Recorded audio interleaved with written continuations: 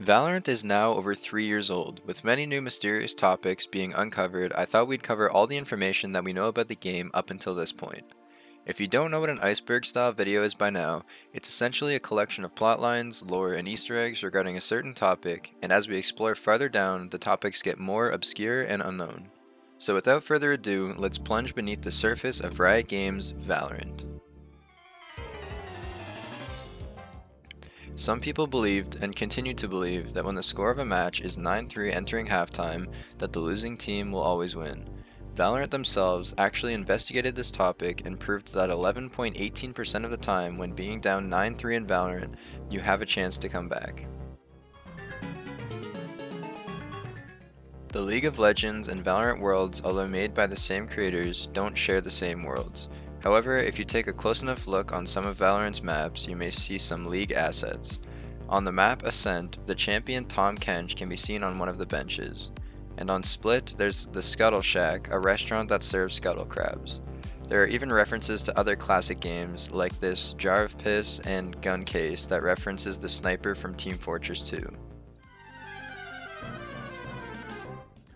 After the first Champions Tour, Sentinels Shazam would go on Twitter to make fun of the Brazilian Furia team for calling a tech pause when their opponents were leading with momentum, essentially using an unfair method of playing. But what was just seemingly petty bickering soon turned hot when Sentinels Zombs replied out of nowhere with this tweet.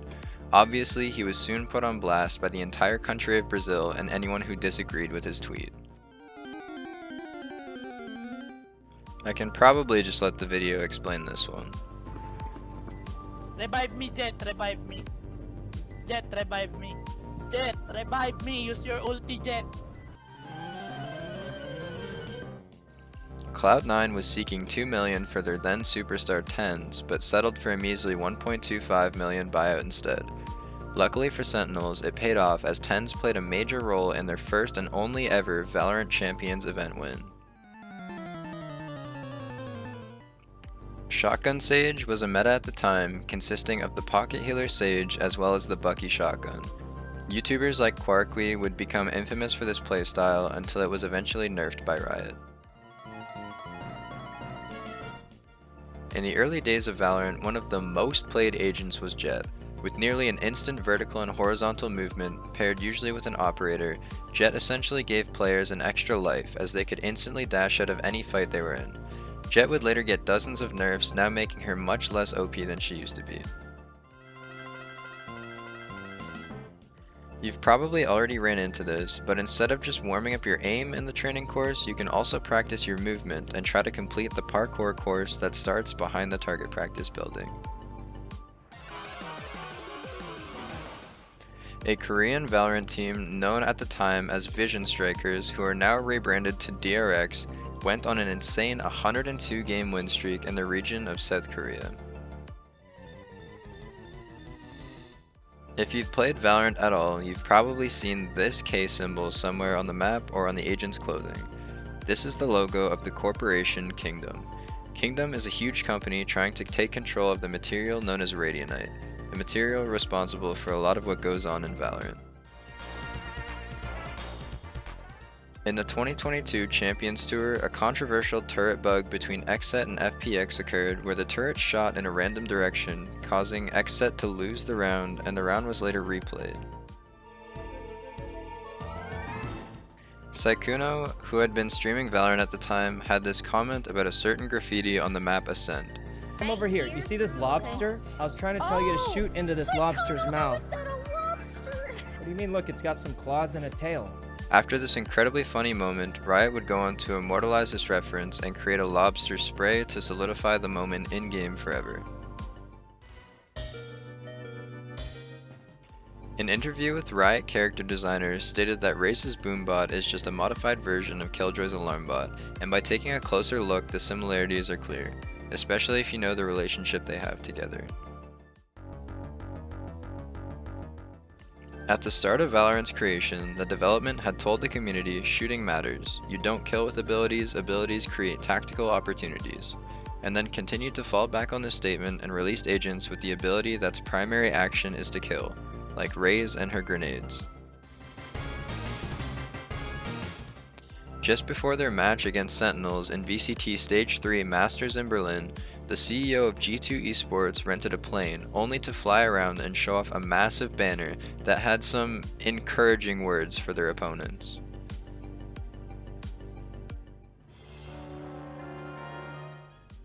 Hidden around every map in Valorant are stuffed bears, although some require you to be in spectator mode to find.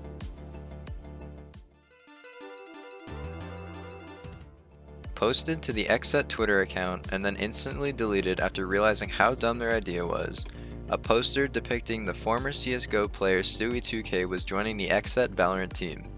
This would set the Valorant and CSGO community into an uproar, but everyone later calmed down when it was quickly announced that it was a joke. On April Fool's, Riot released a Valorant dating simulator joke, and one of the lines said by Cypher is, "I did see Raze and Killjoy picnicking on the beach. All this dating drama, good thing I'm married," telling us two things, that Cypher had a wife and that Raze and Killjoy are dating, which seems true based on the post by Riot later on. With the release of the Glitch Pop 2 weapon bundle, Riot updated the Defender side of Split and added a Glitch Pop shop with the same Glitch Pop style. Similar to the Glitch Pop store, being added to the defense side of Split before the release of Valorant's at the time new hero Killjoy, Riot updated the attack side of Split and added a cardboard cutout of their upcoming hero Killjoy inside of a shoe store. On Jett's player card Mirrored Edge, instead of showing her typical kunai knife, it shows a chef's knife. She also has a voice line that further proves this theory. Feels like just yesterday I was chopping talle at the store. All the agents in Valorant have code names, and we do know the real names of some of the agents. Viper's name is Sabine, Omens is Fred, Phoenix is Grant, Raze is Izzy, Cypher is Amir, Reyna is Delilah, and Sage is Mirai. Valorant doesn't really have any map interactions, but there are a very small amount of objects that can be found and broken, like these vases on Bind.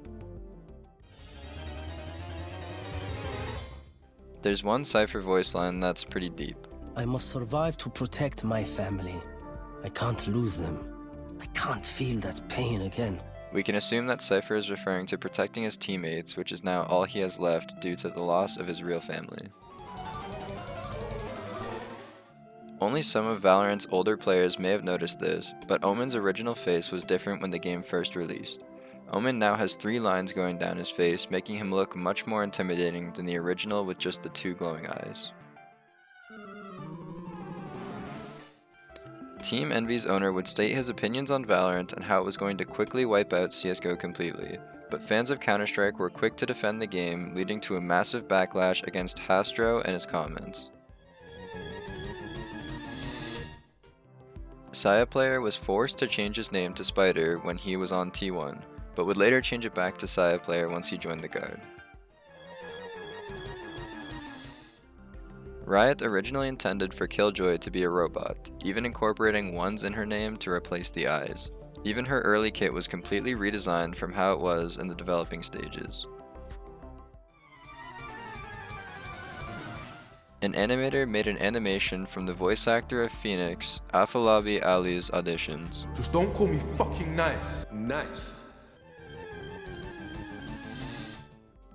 This was one of, if not the most controversial Valorant update to date.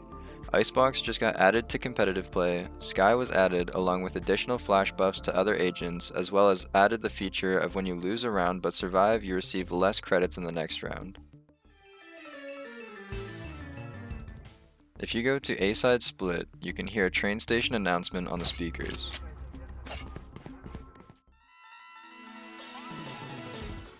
In the Valorant cinematic retake, Yoru eliminates Cypher with a classic, Phoenix shorties Viper, and Yoru ultimate kills Jett. Assuming the cinematics follow the same storyline, we can assume that at some point within the Valorant universe, Viper, Cypher, and Jett die.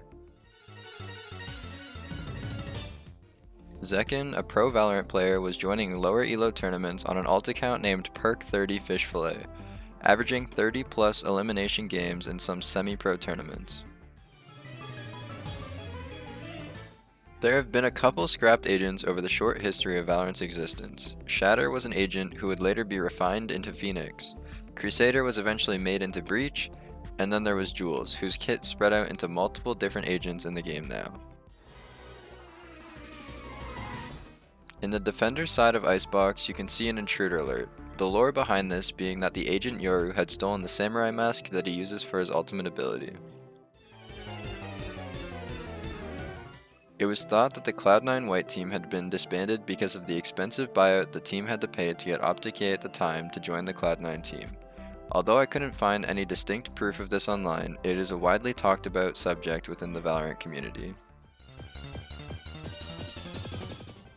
After just 2 days of being signed to the TSM Valorant team, streamer LunarCats was dropped from the team after other TSM members found out she made a Snapchat video rant back in 2019 making inappropriate comments about people who were overweight. Ascent is just one of many vacation home islands owned by the massive Kingdom Company as an extra source of revenue.